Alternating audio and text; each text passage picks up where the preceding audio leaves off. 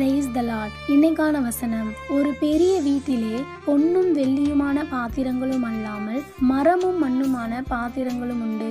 அவைகளில் சில கனத்திற்கும் சில கனவீனத்திற்கும் ஆனவைகள். வேதத்துல பொன், வெள்ளி, மரம், மண் இந்த 2 வகையான பாத்திரங்களை குறித்து பார்க்கும்போது, பொன் வெள்ளி பாத்திரங்கள் விலையேற பெற்றது. அது உலோகத்தினால செய்யப்பட்டது.